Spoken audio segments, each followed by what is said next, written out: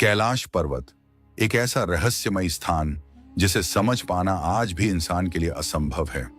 ऐसा माना जाता है कि कोई भी इंसान आज तक इस पर्वत की चोटी तक नहीं पहुंच सका। लेकिन क्या यह पूरी सच्चाई है?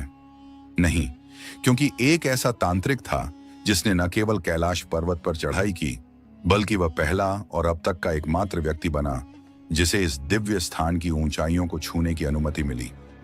आज हम बात करेंगे तिब्बत के एक भयानक और रहस्यमयी तांत्रिक की, जिसने अपनी तंत्र शक्तियों से एक पूरे गांव को तबाह कर दिया, 80 से अधिक लोगों की जान ली, फिर भी उसे कैलाश पर्वत की पवित्र ऊंचाइयों तक पहुंचने का वरदान मिला। आखिर ऐसा कैसे हुआ? और जब वह तांत्रिक कैलाश की चोटी से वापस लौटा तो उसने ऐसा कुछ बताया जिसे सुनकर तिब्बत की धरती कांप उठी। उसने जो अनुभव साझा किया उसने लोगों की सोच ही बदल दी, यहां तक कि उस खूंखार तांत्रिक को लोग ईश्वर का अवतार मानने लगे। यह कहानी है मिलारेपा की, एक ऐसा इंसान जो अंधकार से चलकर प्रकाश की ओर आया, जिसने काला जादू सीखा, जीवन में तबाही मचाई और फिर आत्मज्ञान के मार्ग पर चलते हुए महान संत बना। आज हम जानेंगे कि कैसे मिलारेपा बना एक खतरनाक तांत्रिक, कैसे उसने अपना जीवन बदला और कैलाश पर्वत पर आखिर उसने ऐसा क्या देखा जिसने उसका जीवन ही नहीं, पूरे तिब्बत का विश्वास बदल डाला। 11वीं शताब्दी के उत्तरार्ध में तिब्बत के दक्षिणी भाग में एक छोटे से गांव में एक बालक का जन्म हुआ जिसका नाम था थोपन। बाद में यही बालक मिला रेपा नाम से प्रसिद्ध हुआ। उसका बचपन सुख शांति और स्नेह से भरा था। वह अपने माता पिता का इकलौता पुत्र था और उसकी एक छोटी बहन भी थी। पारिवारिक जीवन खुशियों से भरा हुआ था, लेकिन जैसा कि कहा जाता है, समय कभी स्थिर नहीं रहता, और यही हुआ। जब मिलारेपा मात्र 7 वर्ष का था, तभी उसके पिता की अचानक मृत्यु हो गई। मृत्यु से पहले पिता ने एक वसीयत लिखी थी, जिसमें चाचा चाची को यह जिम्मेदारी दी गई थी कि जब तक मिला बड़ा न हो जाए, वे उसकी मां और परिवार की देखरेख करें और संपत्ति की रक्षा करें। लेकिन पिता की चिता ठंडी भी नहीं हुई थी कि चाचा चाची ने अपना असली रूप दिखा दिया। उन्होंने सारी संपत्ति हड़प ली और मिला रेपा व उसकी मां और बहन को नौकर बनाकर रख दिया। जिस घर में कभी खुशियां थीं, वहीं अब आंसुओं और अपमान का राज था। मिला रेपा की मां ने अपने बेटे से वादा किया, एक दिन वो इन अत्याचारों का बदला जरूर लेगी। और यही बना तंत्र की ओर उसके जीवन का पहला कदम। कभी जिन रिश्तों में अपनापन था, अब वही रिश्ते उनके लिए एक कैद खाना बन चुके थे। जिनकी जिंदगी कभी सम्मान से भरी थी, अब वे अपमान और दरिद्रता के अंधेरे में डूब चुके थे। मिलारेपा की मां, जो कभी गांव में एक प्रतिष्ठित महिला मानी जाती थीं, आज अपमान और पीड़ा का जीवन जीने को मजबूर थीं। समाज की चुप्पी उन्हें अंदर तक तोड़ चुकी थी। उन्होंने अपनी छिनी हुई संपत्ति को बार बार पाने की कोशिश की, लेकिन हर प्रयास असफल रहा। गांव के लोगों ने अन्याय देखा, पर किसी ने आवाज नहीं उठाई। एक दिन टूटी हुई उम्मीदों के बीच उन्होंने कठोर निर्णय लिया। उन्होंने अपने बेटे मिलारेपा से कहा, शायद हम अपना सब कुछ वापस न ला पाएं, लेकिन जो हमें तबाह कर गए, उन्हें हम भी चैन से जीने नहीं देंगे। बदला जरूर लेंगे। ये शब्द मिलारेपा के जीवन की दिशा बदलने वाले थे। बदले की आग उनके हृदय में जल उठी थी। मां की आंखों में जो जलता हुआ अपमान देखा, वही उनके मार्गदर्शक बन गया। मिलारेपा ने ठान लिया कि वह तांत्रिक विद्या सीखेगा, एक ऐसी विद्या जो दुश्मनों को बिना सामने आए मिटा दे। इस तलाश में वह पहुंचे अपने अंतिम गुरु के पास, युंग, एक ऐसा भयावह तांत्रिक जिनकी सिद्धियां लोक और परलोक दोनों में विख्यात थीं। गुरु युंग के साए में मिलारेपा ने मृत्यु और विनाश के रहस्यों को सीखा। उनका लक्ष्य अब स्पष्ट था, बदला। उन्होंने ऐसे मंत्रों को सिद्ध किया जिससे वह प्रकृति को अपने आदेशों पर चला सकें। विशेष रूप से ओलावृष्टि का आह्वान करने की शक्ति उन्होंने प्राप्त की। सबसे पहला प्रयोग उन्होंने अपने चाचा और चाची के गांव पर किया। एक दिन आकाश से भारी ओले बरसने लगे, खेत खलिहान तबाह हो गए और गांव वालों पर आतंक छा गया। लोग समझ चुके थे, यह कोई सामान्य आपदा नहीं, यह तांत्रिक प्रकोप है। यह था मिलारेपा का पहला बदला। लेकिन यह अंत नहीं था। वह दिन आया जब चाचा के बेटे की शादी थी। पूरा गांव सज धज कर एकत्र हुआ था। मिलारेपा ने इस समारोह को अपने बदले की आखिरी परीक्षा बनाया। जैसे ही विवाह रस्में शुरू हुईं, अचानक वहां जहरीले सांप, विषैले कीड़े और मकड़ियां प्रकट होने लगे। घबराहट और भगदड़ मच गई। तभी एक भीषण हादसा हुआ। घर की छत गिर पड़ी। करीब 80 लोगों की मृत्यु हो गई। मिलारेपा का बदला पूरा हुआ। गांव में उनकी मां ने गर्व से घोषणा की, मेरा बेटा अब निर्भय है। उसने अन्याय का जवाब दे दिया। लेकिन मिलारेपा के मन में अब शांति नहीं थी।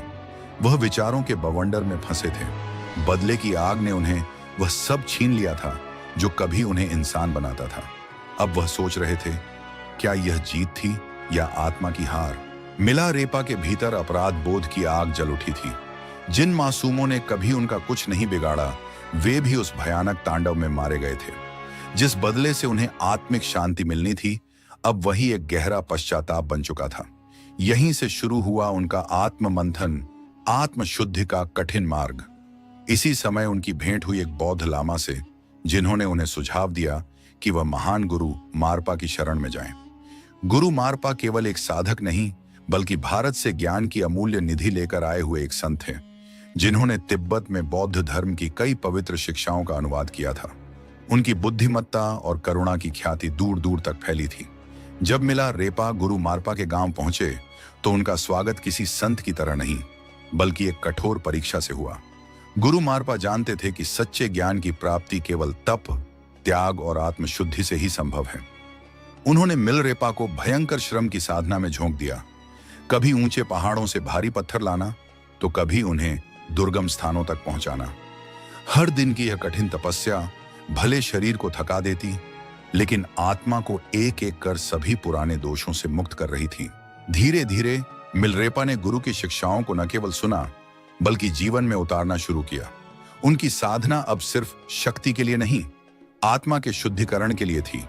गुरु मारपा की कठिन परीक्षाओं ने उन्हें एक नए मोड़ पर ला खड़ा किया, जहां शक्ति से अधिक करुणा और तंत्र से अधिक आत्मज्ञान का महत्व था। साधना के वर्षों बाद मिलारेपा ने बौद्ध धर्म के गूढ़ तत्वों को आत्मसात किया। उन्होंने अपने अतीत के पापों को स्वीकारा और उनके लिए गहन प्रायश्चित किया। अब वे वही तांत्रिक नहीं रहे जो विनाश की राह पर थे। अब वे एक संत बन चुके थे, जिनके अंदर ज्ञान, करुणा और आत्म शांति का प्रकाश था। यहीं से शुरू होती है उनके जीवन की अगली और अद्भुत यात्रा, कैलाश पर्वत की ओर। तिब्बत में स्थित कैलाश पर्वत न केवल हिंदू धर्म, बल्कि बौद्ध, जैन और बोन धर्मों में भी पवित्र माना जाता है। शिव पुराण, स्कंद पुराण और मत्स्य पुराण जैसे कई ग्रंथों में कैलाश खंड के रूप में इसकी महिमा का वर्णन मिलता है। मान्यता है कि यही भगवान शिव का दिव्य निवास है, जहां वे अपने परिवार और गणों के साथ साक्षात रहते हैं। मिलारेपा ने 1093 ईस्वी में इस रहस्यमयी पर्वत की यात्रा शुरू की। यह यात्रा सिर्फ एक भौतिक चढ़ाई नहीं थी, बल्कि आत्मा के उच्चतम शिखर तक पहुंचने की कोशिश थी। यात्रा के दौरान उन्हें भेंट हुई एक और विलक्षण आत्मा से, नरोबाण नामक एक प्रसिद्ध बौद्ध प्रचारक। नरोबाण ने मिलारेपा को एक चुनौती दी, जो पहले कैलाश पर्वत की चोटी तक पहुंचेगा वही सच्चा साधक कहलाएगा। अब यह सिर्फ एक चढ़ाई नहीं थी, यह एक आध्यात्मिक दौड़ थी, जो न केवल शरीर की ताकत बल्कि आत्मा की गहराई की परीक्षा लेने वाली थी। जो भी कैलाश पर्वत की चोटी तक पहुंचेगा, उसे इस पवित्र धाम पर आध्यात्मिक अधिकार प्राप्त होगा। यह कोई साधारण चुनौती नहीं थी, बल्कि एक आध्यात्मिक युद्ध की घोषणा थी। नरोबान जी ने तुरंत ही पर्वत की कठिन चढ़ाई शुरू कर दी। वे निरंतर आगे बढ़ते रहे, बर्फीले तूफानों और तीव्र हवाओं को चीरते हुए। दूसरी ओर मिलारेपा कुछ समय के लिए ध्यान मुद्रा में स्थिर हो गए, जैसे वह पर्वत की आत्मा से संवाद कर रहे हों। जब नरोबान जी चोटी के समीप पहुंचे, तभी सूर्य की पहली किरण उनके चेहरे पर पड़ी। यह कोई साधारण प्रकाश नहीं था। वह किरण इतनी तीव्र, इतनी तेजस्वी थी कि उनकी आंखें झपकने लगीं और वे पीछे हटने को मजबूर हो गए। इसी क्षण मिलारेपा ध्यान से उठे और बिना किसी अवरोध के चोटी की ओर बढ़ चले। अंततः वे नरोबान जी से पहले कैलाश की चोटी पर पहुंच गए।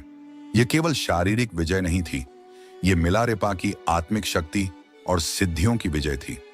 यह पर्वतारोहण एक रहस्य बन गया, एक आध्यात्मिक लीला। चोटी पर पहुंचकर मिलारेपा ने कुछ ऐसे अनुभव किए जिन्हें शब्दों में पिरोना असंभव है। उन्होंने कहा, कैलाश पर्वत साधारण मानव के लिए नहीं है, यह स्वयं महादेव का निवास है।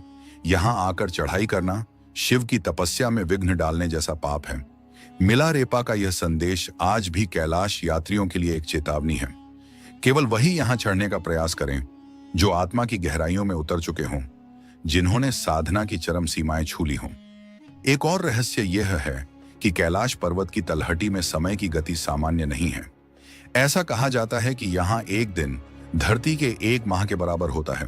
अर्थात यहाँ यदि आप एक दिन रुकें तो आपके शरीर पर 1 महीने का असर दिखेगा। वैज्ञानिक भाषा में इसे फास्ट एजिंग कहा जाता है, यानी शरीर की कोशिकाएं अत्यधिक तेजी से क्षरण करती हैं। उदाहरण के लिए, यदि सामान्यतः 1 महीने में नाखून 4 बार काटने पड़ते हैं, तो यहाँ एक ही दिन में 4 बार काटने की जरूरत पड़ सकती है। कैलाश की इस दिव्य यात्रा के बाद मिलारेपा की साधना एक नए शिखर पर पहुंच गई। उन्होंने आत्मज्ञान की वो ऊंचाइयां छू ली जहां से जीवन और मृत्यु का भेद मिट जाता है।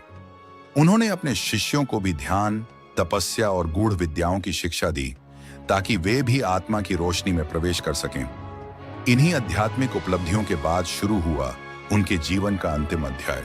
एक दिन उन्हें एक ग्रामीण विवाह समारोह में आमंत्रित किया गया। उनके स्वागत के लिए एक विशेष आसन सजाया गया। उसी समारोह में एक धनवान पंडित भी उपस्थित था जो मिलारेपा की ख्याति से ईर्ष्या करता था। तैयारियों को देखकर हर कोई चकित था। जब मिलारेपा ध्यानमग्न मुद्रा में उस आसन पर बैठे तो वहां उपस्थित एक घमंडी पंडित ने व्यंग्य से कहा, इस भिक्षु के लिए इतनी भव्य तैयारी, क्या यह मुझसे बड़ा ज्ञानी है? पंडित सीधे मिलारेपा के पास आया और अहंकार में डूबे स्वर में बोला, मैंने सुना है कि तुम बहुत ज्ञानी हो, तो इन ग्रंथों को पढ़कर साबित करो कि तुम्हारा ज्ञान कितना गहरा है। मिलारेपा ने शांत स्वर में उत्तर दिया, सच्चा ज्ञान किताबों से नहीं, अनुभव और आत्म साक्षात्कार से आता है, इसलिए मैं इन सांसारिक पुस्तकों को नहीं पढ़ता। पंडित हंसा और बोला, मैं जानता था कि तुम यही कहोगे, मैं तो तुम्हारा सच सामने लाने ही आया हूं। वह बदतमीजी से बोलने लगा, जिससे उपस्थित लोग असहज हो गए। कुछ लोगों ने उसे रोकने की कोशिश की, लेकिन वह और अधिक क्रोधित होकर वहां से चला गया। उसके भीतर अब ईर्ष्या और द्वेष की आग जल उठी थी। उसने बदले की भावना से एक षड्यंत्र रचा, मिलारेपा की हत्या का। एक गरीब महिला को लालच देकर उसने कहा, अगर तुम मिलारेपा को यह विष मिला दही खिला दो तो मैं तुम्हें हीरे का हार दूंगा और शादी का वादा भी करता हूं। लालच में आकर वह महिला विष भरा दही लेकर मिलारेपा के पास पहुंची, लेकिन जैसे ही मिलारेपा ने उसे देखा, वे मुस्कुराए और बोले, मैं यह दही अवश्य खाऊंगा, पर पहले वह हीरे का हार तो ले आओ, क्योंकि शादी का वादा तो केवल एक झूठ है। महिला डर के मारे लौट गई और पंडित को सब कुछ बता दिया। तब पंडित ने हार उसे सौंपा और फिर से भेजा। इस बार वह हार लेकर आई और मिलारेपा ने मुस्कुराकर वह विषयुक्त दही स्वीकार कर लिया। जैसे ही उन्होंने दही खाया, महिला रोते हुए उनके चरणों में गिर पड़ी और क्षमा मांगने लगी। मिलारेपा ने स्नेह से कहा, डर मत, मेरा समय पूरा हो गया है। यह केवल देह का अंत है, आत्मा का नहीं। वह महिला जो एक षड्यंत्र का हिस्सा बनी थी, अब मिलारेपा की शिष्या बन गई। मिलारेपा ने अपने सभी शिष्यों को एकत्र किया और कहा, मैं शीघ्र ही इस शरीर को त्यागने वाला हूं। मेरे अंतिम संदेश को सुनने स्वयं देवगण भी प्रतीक्षा कर रहे हैं। आकाश से पुष्पों की वर्षा होने लगी, सुगंधित हवाएं बहने लगीं और दिव्य संगीत गूंजने लगा। ऐसा प्रतीत हो रहा था मानो स्वयं सृष्टि उन्हें विदा देने आई हो। अब आइए जानते हैं कुछ अनसुने तथ्य मिलारेपा के बारे में। मिलारेपा का अर्थ है कॉटन क्लैड, यानी सूती वस्त्र धारण करने वाला। वे सदा एक पतले सफेद वस्त्र में लिपटे रहते, जिसे रेपा कहा जाता है। यहां तक कि कठोर सर्दियों में भी वे ऐसा ही वस्त्र पहनते थे। उनकी तपस्या इतनी गहन थी कि बर्फीली गुफाओं में केवल बिच्छू घास खाकर जीवित रहे। इसी कारण कई चित्रों में उन्हें हरी त्वचा वाला दर्शाया गया है। मिलारेपा ने हिमालय की पवित्र चोटियों, झीलों और गुफाओं में साधना करते हुए 1 लाख से अधिक गीतों की रचना की थी। ये गीत उनके आत्मबोध, ध्यान और अनुभव की गाथाएं हैं, जो आज भी साधकों को राह दिखाते हैं। तो यह थी संत मिलारेपा की प्रेरणादायक गाथा, जो सिखाती है कि सच्चा ज्ञान न किताबों में है न पद में, वह तो आत्मा की गहराइयों से प्राप्त होता है। अपने विचार हमें कमेंट में जरूर बताएं। मिलते हैं जल्द ही एक नए प्रेरणादायक वीडियो में। जय हिंद, जय भारत। कैलाश पर्वत, एक अनसुलझा रहस्य जो विज्ञान की समझ से भी परे है। कैलाश पर्वत एक ऐसा स्थान जो सदियों से रहस्यों में डूबा हुआ है। यहाँ की कहानियां सिर्फ पौराणिक ग्रंथों तक ही सीमित नहीं हैं, बल्कि आधुनिक विज्ञान भी इस पर्वत के रहस्यों को समझने में असमर्थ है। साल 2001 में चीन सरकार ने कुछ ऐसा देखा जिसने उन्हें कैलाश पर्वत पर चढ़ाई करने पर सख्त प्रतिबंध लगाने के लिए मजबूर कर दिया। आखिर वह क्या रहस्य था जिसने चीन को इतना बड़ा कदम उठाने पर मजबूर कर दिया? क्यों इस पर्वत की चोटी तक कोई नहीं पहुंच सकता? आज तक दुनिया की सबसे ऊंची चोटी माउंट एवरेस्ट पर हजारों पर्वतारोही सफलतापूर्वक चढ़ चुके हैं, लेकिन कैलाश पर्वत पर चढ़ने का प्रयास करने वाले या तो रास्ते में ही दम तोड़ देते हैं या फिर कुछ वर्षों के भीतर रहस्यमयी परिस्थितियों में मृत्यु को प्राप्त हो जाते हैं। केवल एक व्यक्ति, एक रहस्यमयी साधु इस पर्वत की चोटी तक पहुंचा था, लेकिन उसने जो देखा उसे कभी किसी के साथ साझा नहीं किया। कैलाश पर्वत पर क्यों बढ़ती है उम्र की रफ्तार? विज्ञान कहता है कि पृथ्वी पर समय की गति हर जगह समान होती है, लेकिन कैलाश पर्वत पर समय कुछ और ही कहानियां बयां करता है। यहां आने वाले तीर्थयात्री दावा करते हैं कि कैलाश के आसपास समय की चाल असामान्य रूप से तेज हो जाती है। कई साधु यह भी मानते हैं कि यहाँ एक अलौकिक ऊर्जा प्रवाहित होती है, जिससे यहाँ मौजूद किसी भी जीव की उम्र दोगुनी रफ्तार से बढ़ने लगती है। क्या यह किसी प्राचीन शक्ति का प्रभाव है या फिर कोई वैज्ञानिक रहस्य जिसे अभी तक दुनिया नहीं समझ पाई? क्या कैलाश पर्वत के नीचे छिपा है प्राचीन शंभाला नगर? तिब्बती बौद्ध ग्रंथों में वर्णन मिलता है कि कैलाश पर्वत के नीचे एक अदृश्य नगर बसा हुआ है जिसे शंभाला कहा जाता है। यह कोई साधारण नगर नहीं, बल्कि एक दिव्य लोक माना जाता है, जहां केवल उच्च आत्मिक ऊर्जा वाले लोग ही प्रवेश कर सकते हैं। क्या सच में इस पर्वत के नीचे कोई ऐसी सभ्यता बसी हुई है जो आज भी दुनिया की नजरों से ओझल है? नासा की खोज, जिसने वैज्ञानिकों के होश उड़ा दिए। अमेरिकी अंतरिक्ष एजेंसी नासा ने जब कैलाश पर्वत की ऊंचाई और उसकी संरचना का अध्ययन किया, तो उन्हें कुछ ऐसा देखने को मिला जो किसी साधारण पर्वत में नहीं पाया जाता। सैटेलाइट इमेज में देखा गया कि कैलाश पर्वत एक विशालकाय पिरामिड के आकार का है और यह बिल्कुल सटीक दिशाओं में स्थित है, मानो इसे किसी ने बहुत सोच समझ कर बनाया हो। क्या यह कोई प्राकृतिक संरचना है या किसी प्राचीन सभ्यता द्वारा निर्मित एक दिव्य संरचना? जब चीन ने कैलाश पर्वत पर हेलीकॉप्टर भेजा, चीन ने कैलाश पर्वत के रहस्यों को समझने के लिए जब इस क्षेत्र में एक हेलीकॉप्टर भेजा, तो कुछ चौंकाने वाली घटनाएं घटीं। बताया जाता है कि जैसे ही हेलीकॉप्टर पर्वत के शिखर के करीब पहुंचा, उसके सभी नेविगेशन सिस्टम अचानक से फेल हो गए और हेलीकॉप्टर को आपातकालीन लैंडिंग करनी पड़ी। कुछ रिपोर्ट्स में यह भी दावा किया गया कि हेलीकॉप्टर के पायलट ने वहां एक अदृश्य ऊर्जा के प्रभाव को महसूस किया। कुबेर की नगरी और कैलाश का दिव्य प्रभाव। हिंदू मान्यताओं के अनुसार कैलाश पर्वत के पास धन के स्वामी कुबेर की नगरी स्थित है, जहां अपार संपत्ति और दिव्य खजाने छुपे हुए हैं। यह भी कहा जाता है कि जो कोई भी इस पर्वत के आसपास आध्यात्मिक साधना करता है, उसे दिव्य दृष्टि प्राप्त होती है और उसकी सभी इच्छाएं पूरी हो जाती हैं। तो आखिर कैलाश पर्वत सिर्फ एक पहाड़ है या कोई रहस्यमयी शक्ति केंद्र? क्या यहाँ कोई प्राचीन सभ्यता मौजूद है या फिर यह कोई दैवीय संरचना है? इन सवालों के जवाब आज भी अनसुलझे हैं, लेकिन एक बात तो तय है, कैलाश सिर्फ एक पर्वत नहीं, बल्कि एक ऐसा रहस्य है जो हमारी समझ से कहीं परे है। कैलाश पर्वत आस्था, रहस्य और अद्भुत शक्तियों का केंद्र कहा जाता है कि जो व्यक्ति अपने जीवन में सत्कर्म और पुण्य अर्जित करता है, उसकी आत्मा को मृत्यु के उपरांत कैलाश पर्वत पर स्थान मिलता है। यही कारण है कि यह पर्वत न केवल धार्मिक आस्था का केंद्र है, बल्कि इसे दुनिया के सबसे अद्भुत और रहस्यमयी पर्वतों में भी गिना जाता है। समुद्र तल से 6,718 मीटर की ऊंचाई पर स्थित कैलाश पर्वत हिंदू, बौद्ध और जैन धर्म के अनुयायियों के लिए परम पवित्र स्थल है।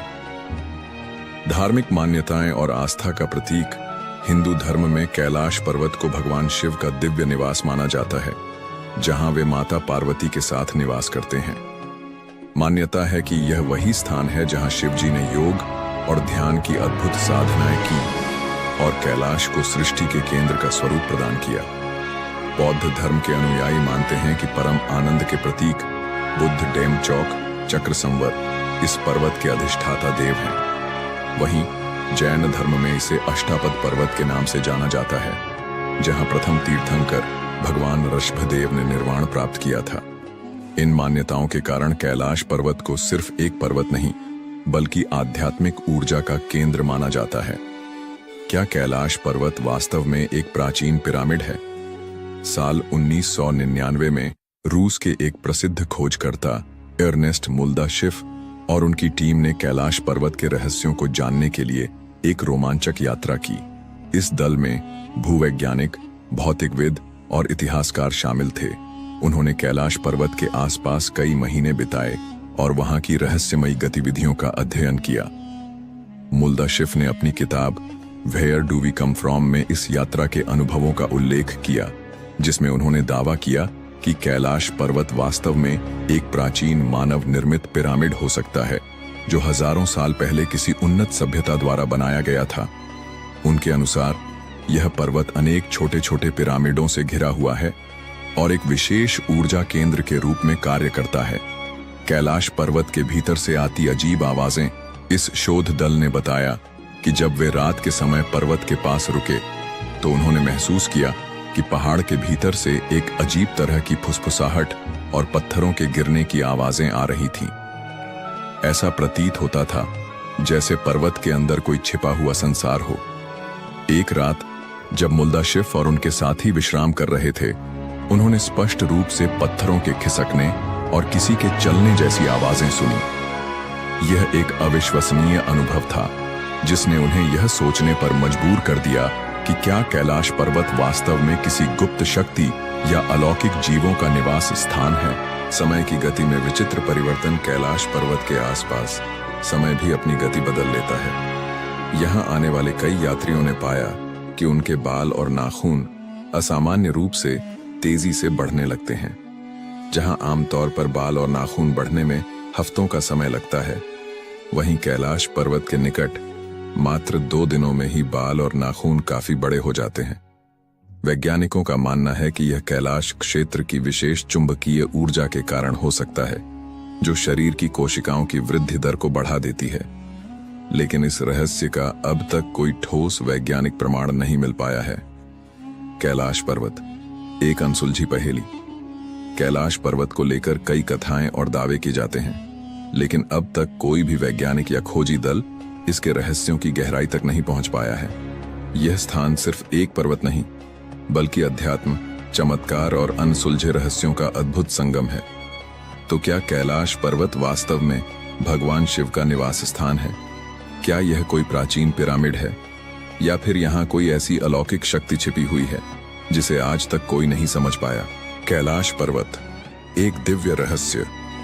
जब आप कैलाश पर्वत के पवित्र क्षेत्र में प्रवेश करते हैं तो ऐसा महसूस होता है जैसे आसमान में कोई विमान उड़ रहा हो।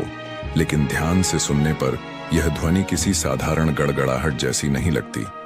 यह ध्वनि कभी डमरू के नाद जैसी प्रतीत होती है, तो कभी AUM की पवित्र गूंज के समान। वैज्ञानिक इसे एक प्राकृतिक घटना मानते हैं और कहते हैं कि यह ध्वनि संभवतः बर्फ के पिघलने से उत्पन्न होती है। लेकिन क्या यह सिर्फ एक संयोग है, ध्वनि या दिव्य संकेत? वहां जाने वाले कई साधक और यात्री मानते हैं कि यह कोई साधारण प्राकृतिक ध्वनि नहीं, बल्कि एक दिव्य संकेत है। ऐसा कहा जाता है कि कैलाश पर्वत की अत्यंत शक्तिशाली ऊर्जा और उसकी आध्यात्मिक तरंगें इस ध्वनि को जन्म देती हैं। तिब्बती ग्रंथों में भी उल्लेख मिलता है कि इस पर्वत के आसपास एक अदृश्य कंपन रहता है, जो केवल साधना में लीन योगियों को अनुभव होता है। क्या यह केवल बर्फ के पिघलने की सामान्य ध्वनि है, या फिर AUM की अनाहत ध्वनि का एक चमत्कार? यह प्रश्न आज भी अनसुलझा है, और शायद यही कैलाश पर्वत के रहस्य को और भी गहराई से जोड़ता है। रात में चमकती अद्भुत रोशनियां, कैलाश पर्वत की रहस्यमयी घटनाएं केवल ध्वनियों तक सीमित नहीं हैं। कई यात्रियों ने दावा किया है कि उन्होंने रात के समय पर्वत के चारों ओर 7 अलग-अलग रंगों की रहस्यमयी रोशनी देखी है। नासा के वैज्ञानिकों का मानना है कि कैलाश पर्वत के आसपास का शक्तिशाली चुंबकीय बल और वायुमंडलीय ऊर्जा मिलकर इस अद्भुत प्रकाश का निर्माण कर सकते हैं। लेकिन फिर भी यह प्रश्न बना रहता है, क्या यह केवल विज्ञान की व्याख्या के भीतर सीमित है या फिर इस पवित्र पर्वत की दैवीय शक्तियों का कोई संकेत? हिम मानव, मिथक या वास्तविकता? क्या आपने हिम मानव या यति की कहानियां सुनी हैं? यह एक रहस्यमयी विशालकाय प्राणी है जिसे कैलाश पर्वत और हिमालय के दुर्गम क्षेत्रों में देखा गया है। वर्षों से इस क्षेत्र में रहने वाले लोग दावा करते हैं कि उन्होंने अपनी आंखों से इस विचित्र प्राणी को देखा है। लेकिन क्या यह एक विशाल भालू है, कोई अज्ञात जंगली मानव, या फिर किसी प्राचीन युग का अंतिम अवशेष? तिब्बती और नेपाली मान्यताओं के अनुसार यह हिम मानव कैलाश पर्वत के आसपास घूमता है और कभी-कभी साधुओं और यात्रियों के दर्शन भी देता है। कुछ इसे एक भूरा भालू मानते हैं तो कुछ इसे एक विलुप्त होती जाति का अंतिम अस्तित्व कहते हैं। यहाँ तक कि कुछ कथाओं में इसे एक शक्तिशाली जीव बताया गया है जो दुर्गम इलाकों में रहकर साधकों और तपस्वियों की रक्षा करता है। वैज्ञानिक इस रहस्य को सुलझाने की कोशिश कर रहे हैं। कुछ शोधकर्ताओं का मानना है कि हिम मानव वास्तव में निएंडरथल मानव के अवशेष हो सकते हैं जो अब भी इन बर्फीले क्षेत्रों में जीवित हैं। लेकिन यह केवल एक परिकल्पना है क्योंकि आज तक हिम मानव के कोई ठोस प्रमाण नहीं मिले हैं। क्या कैलाश पृथ्वी का केंद्र बिंदु है? कई प्राचीन ग्रंथों और धार्मिक मान्यताओं के अनुसार कैलाश पर्वत को अक्षमहोर, एक्सिस मुंडी, कहा जाता है। यह वह स्थान माना जाता है जहां स्वर्ग और पृथ्वी का मिलन होता है। हिंदू धर्म, बौद्ध धर्म, जैन धर्म और बोन परंपरा में कैलाश को सृष्टि का केंद्र बताया गया है।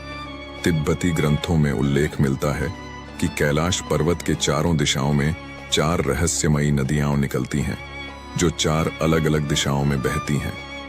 यह तथ्य आधुनिक वैज्ञानिकों को भी चौंकाता है क्योंकि विश्व के किसी अन्य स्थान पर ऐसा प्राकृतिक घटनाक्रम नहीं पाया जाता। कैलाश पर्वत न केवल एक तीर्थ स्थल है बल्कि यह एक ऐसा स्थान भी है जो समय, भौतिकी और आध्यात्मिकता के रहस्यों को अपने अंदर समेटे हुए है। क्या यह केवल एक पौराणिक कथा है या फिर इस स्थान पर वास्तव में कोई दिव्य शक्ति कार्य कर रही है? यह रहस्य आज भी अनसुलझा है। आपका क्या मानना है? क्या कैलाश पर्वत की यह ध्वनि मात्र एक प्राकृतिक घटना है या फिर यह किसी दैवीय शक्ति का प्रमाण? क्या हिम मानव सच में मौजूद है या यह केवल कहानियों और किंवदंतियों का हिस्सा है? और क्या कैलाश पर्वत पृथ्वी का आध्यात्मिक केंद्र है? इसका उत्तर खोजने के लिए हमें विज्ञान और आध्यात्मिकता के बीच संतुलन बनाना होगा। लेकिन एक बात निश्चित है, कैलाश पर्वत का रहस्य आज भी उतना ही गहरा है जितना हजारों साल पहले था। कैलाश पर्वत का अद्भुत रहस्य, समय की गति और रहस्यमय झीलें। कैलाश पर्वत सदियों से रहस्य, आध्यात्म और चमत्कारों का केंद्र रहा है। यह केवल एक पर्वत नहीं बल्कि एक ऐसा स्थान है जहां प्रकृति के नियम भी विचित्र ढंग से कार्य करते हैं। कहते हैं कि यहां समय की गति सामान्य नहीं रहती। जो कुछ हफ्तों में घटित होना चाहिए वह यहां चंद दिनों में ही पूरा हो जाता है। यही नहीं, यहां आने वाले कई यात्रियों ने यह अनुभव किया कि उनकी त्वचा समय से पहले ही बूढ़ी दिखने लगी। वैज्ञानिक भी इस पहेली को समझने में असमर्थ हैं। रूसी चिकित्सक डोनाल्ड अर्नेस्ट मुल्दाशिफ ने अपने संस्मरणों में एक आश्चर्यजनक घटना का उल्लेख किया है।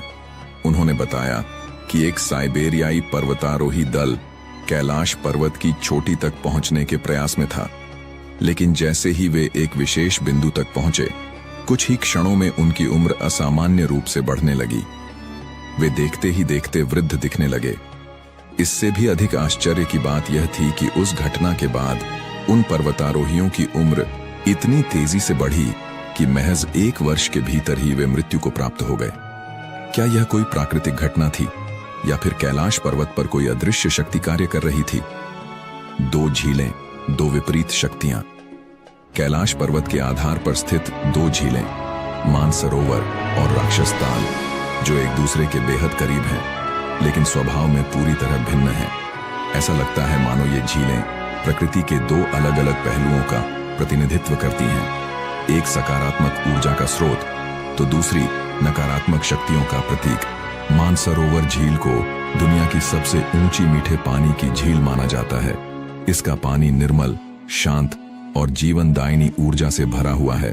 झील का आकार गोल है जो सूर्य की आकृति को दर्शाता है और इसका जल इतना शुद्ध है कि इसमें स्नान करने से आत्मा तक पवित्र हो जाती है। आश्चर्य की बात यह है कि इतनी ऊंचाई पर स्थित होने के बावजूद यह झील कभी जमती नहीं और इसके जल में लहरें नहीं उठती। ऐसा माना जाता है कि इस झील के पास ध्यान करने से आत्मिक शांति की अनुभूति होती है। इसके ठीक विपरीत स्थित राक्षस ताल एक खारे पानी की झील है जहां जीवन का कोई अस्तित्व नहीं है। यह हमेशा अशांत रहती है, जैसे किसी दैवीय क्रोध या रहस्यमय शक्ति से ग्रसित हो। पौराणिक कथाओं के अनुसार यह झील रावण से जुड़ी हुई है। कहा जाता है कि कैलाश पर्वत पर भगवान शिव की तपस्या करने से पहले रावण ने इसी झील में स्नान किया था। जैसे ही उसने इसमें डुबकी लगाई, झील की ऊर्जा बदल गई और इसमें आसुरी शक्तियों का प्रभाव बढ़ गया। इसके बाद रावण की सोच में भी बदलाव आ गया और उसने अपनी इच्छाओं की पूर्ति के लिए शिव जी को प्रसन्न करने का कठोर संकल्प लिया। यह सोचने वाली बात है कि एक ही क्षेत्र में स्थित दो झीलें इतनी अलग क्यों हैं? क्या यह महज एक संयोग है या फिर कैलाश पर्वत की दिव्यता का कोई गूढ़ रहस्य? रहस्यमय ध्वनि और अनसुनी घटनाएं जो लोग कैलाश पर्वत और मानसरोवर झील के करीब जाते हैं, वे अक्सर एक अनोखी ध्वनि सुनने की बात कहते हैं। यह ध्वनि किसी पवित्र मंत्र या गूंजती हुई ओमकार की तरह प्रतीत होती है। वैज्ञानिक इसे प्राकृतिक घटनाओं का परिणाम मानते हैं, लेकिन कई साधु और तपस्वी इसे देवताओं की उपस्थिति का संकेत बताते हैं। इसके अलावा कुछ तीर्थयात्रियों ने यह भी दावा किया है कि जब वे कैलाश पर्वत की परिक्रमा कर रहे थे तो उन्होंने रहस्यमय छायाओं और प्रकाश पुंजों को देखा। कुछ लोगों का मानना है कि यह देवताओं का निवास स्थान है, जहां आम मनुष्यों का पहुंचना संभव नहीं। क्या कैलाश पृथ्वी पर एक दिव्य लोक है? कई विद्वानों और आध्यात्मिक गुरुओं का मानना है कि कैलाश पर्वत केवल एक भौगोलिक संरचना नहीं, बल्कि एक दिव्य लोक है। यहां ब्रह्मांड की ऊर्जाएं कार्यरत हैं, जो साधारण मानव इंद्रियों से परे हैं। इस स्थान का रहस्य समय की गति में विचित्र बदलाव और दो झीलों की अद्भुत भिन्नता यह सिद्ध करती है कि कैलाश पर्वत केवल एक पर्वत नहीं, बल्कि स्वयं एक चमत्कारी शक्ति है। आपका क्या मानना है? क्या कैलाश पर्वत सच में एक अदृश्य शक्ति का केंद्र है, या यह महज हमारी कल्पना का हिस्सा है? रहस्यमय कैलाश पर्वत, जहां विज्ञान भी चौंक जाता है। कैलाश पर्वत, जिसे भगवान शिव का दिव्य निवास कहा जाता है, सदियों से आस्था, रहस्य और अध्यात्म का केंद्र बना हुआ है। इस पवित्र पर्वत पर चढ़ाई करने की अंतिम कोशिश वर्ष 2001 में हुई थी, जब चीन ने अपनी ओर से स्पेन की एक पर्वतारोही टीम को इसकी चोटी तक पहुंचने की अनुमति दी थी। लेकिन आश्चर्य की बात यह है कि अत्याधुनिक उपकरणों और पूरी तैयारी के बावजूद यह टीम भी कैलाश की चोटी तक नहीं पहुंच सकी। ऐसा कहा जाता है कि यह केवल एक पर्वत नहीं, बल्कि एक दैवीय शक्ति का केंद्र है, जहां साधारण मानव के लिए प्रवेश करना संभव नहीं। इसी मान्यता के चलते चीन ने भी इस पर्वत पर चढ़ाई करने पर पूरी तरह से प्रतिबंध लगा दिया। क्यों है कैलाश पर्वत अद्भुत? कैलाश हमें यह याद दिलाता है कि दुनिया में कुछ चीजें इंसानी दायरे से बाहर होती हैं। केवल भौतिक शक्ति से इस पर्वत को जीतना संभव नहीं, बल्कि यहां पहुंचने के लिए आध्यात्मिक ऊर्जा और परम चेतना की आवश्यकता होती है। शायद यही कारण है कि आज तक कोई भी इसकी चोटी पर पैर नहीं रख सका। कैलाश की रहस्यमयी छाया, स्वस्तिक और AUM का प्रकट होना, कैलाश पर्वत पर घटने वाली कुछ घटनाएं विज्ञान को भी चुनौती देती हैं। जब सूर्य इस पर्वत के पीछे ढलता है तो इसकी छाया में एक अद्भुत स्वस्तिक का प्रतीक उभरता है। यह वही स्वस्तिक है जिसे हिंदू धर्म में शुभता और समृद्धि का प्रतीक माना जाता है। यह दृश्य ऐसा प्रतीत होता है जैसे भगवान शिव और सूर्यदेव के बीच कोई आध्यात्मिक संवाद स्थापित हो रहा हो। इसके अलावा जब कैलाश पर्वत पर बर्फ गिरती है तो उसकी संरचना से दक्षिण दिशा से देखने पर AUM, ओम का दिव्य चिन्ह उभरता है। यह वही AUM है जो ब्रह्मांड की आदिशक्ति और चेतना का प्रतीक माना जाता है। इस दृश्य को देखकर ऐसा लगता है मानो स्वयं प्रकृति और आध्यात्मिकता का संगम इस पर्वत पर सजीव हो उठा हो। क्या कैलाश पर्वत स्वर्ग की सीढ़ी है? प्राचीन ग्रंथों में कहा गया है कि कैलाश पर्वत केवल एक पर्वत नहीं, बल्कि स्वर्ग और पृथ्वी के बीच एक पवित्र धुरी है। रामायण के अनुसार रावण ने इस पर्वत पर स्वर्ग तक पहुंचने के लिए एक सीढ़ी बनाने का प्रयास किया था। हालांकि भगवान शिव की कृपा से यह प्रयास असफल रहा। महाभारत में भी इसका उल्लेख मिलता है, जहां पांडव और द्रौपदी मोक्ष प्राप्ति के लिए कैलाश पर्वत की ओर बढ़ते हैं। यह माना जाता है कि जो भी इस पर्वत के रहस्यों को समझने और आत्मसात करने में सफल होता है, वह जन्म मृत्यु के चक्र से मुक्त होकर परम धाम की ओर चला जाता है। क्या कैलाश एक ऊर्जा स्तंभ है? कुछ वैज्ञानिकों का मानना है कि कैलाश पर्वत केवल एक साधारण पर्वत नहीं, बल्कि एक ऊर्जा स्तंभ, एनर्जी एक्सिस है, जिससे एक अदृश्य कंपन, वाइब्रेशनल फ्रीक्वेंसी निकलता है। कुछ लोगों का तो यह भी दावा है कि कैलाश पर्वत के पास पहुंचने पर समय का एहसास बदलने लगता है। यात्री बताते हैं कि यहाँ घड़ियां तेज चलने लगती हैं, शरीर पर अजीब ऊर्जा का प्रभाव महसूस होता है, और यहाँ तक कि कई लोगों के बाल और नाखून असामान्य रूप से तेजी से बढ़ने लगते हैं। क्या कैलाश इंसान की पहुंच से परे रहेगा? इतिहास गवाह है कि जितनी भी पर्वतारोहण टीमों ने कैलाश की चोटी पर पहुंचने की कोशिश की, उन्हें किसी न किसी अदृश्य शक्ति ने रोक दिया। यह केवल एक साधारण पहाड़ नहीं, बल्कि शिव का धाम है, जहां प्रवेश करने के लिए केवल शारीरिक बल नहीं, बल्कि आध्यात्मिक शुद्धता की आवश्यकता होती है। शायद यही कारण है कि आज तक कोई भी इस पर्वत की चोटी पर कदम नहीं रख सका। तो क्या कैलाश हमेशा के लिए मानव सभ्यता की पहुंच से परे रहेगा, या फिर भविष्य में कोई इसका रहस्य खोल सकेगा? यह तो आने वाला समय ही बताएगा।